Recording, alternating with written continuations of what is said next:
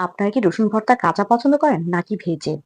সাধারণ রসুন দিয়ে আজ বানাবো অসাধারণ একটি ভর্তা। হ্যালো বন্ধুরা, সবাই কেমন আছেন? একটা কড়াইতে তেল দিয়ে দিলাম পরিমাণ মতো। সাথে নিলাম কিছু শুকনো মরিচ। শুকনো মরিচগুলোকে এবার আমি লাল লাল করে ভেজে নেব। ভর্তাতে শুকনো মরিচ যদি ব্যবহার না করি তাহলে একটা সুন্দর স্মেল আসে না। এজন্য আমি আজকে আমার এই স্পেশাল ভর্তাটাতে শুকনো মরিচটাই অবশ্যই ব্যবহার করব।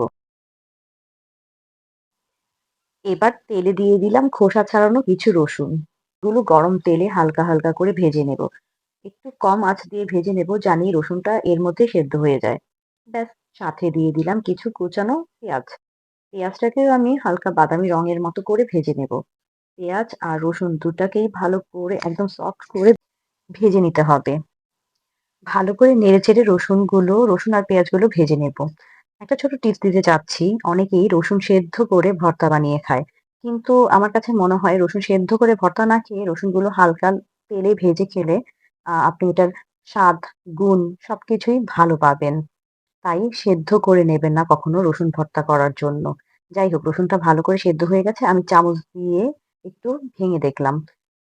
আর হ্যাঁ, আপনারা জানেন তো রসুন কিন্তু শরীরের জন্য অনেক ভালো, বিশেষ করে ঠান্ডার সময়। এই তো আমার পেঁয়াজ আর রসুন ভাজা হয়ে গেছে। দেখেন কত সুন্দর করে রসুনগুলো আমি ভেজে নিয়েছি।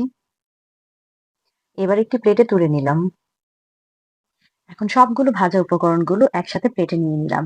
ভেজে রাখা মরিচের ডাঁটগুলো ছাড়িয়ে নিচ্ছি এক এক করে।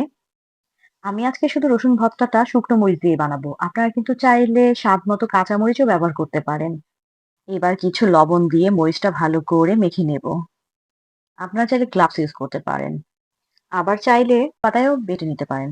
কিন্তু আমি হাত দিয়ে মেখে নেব।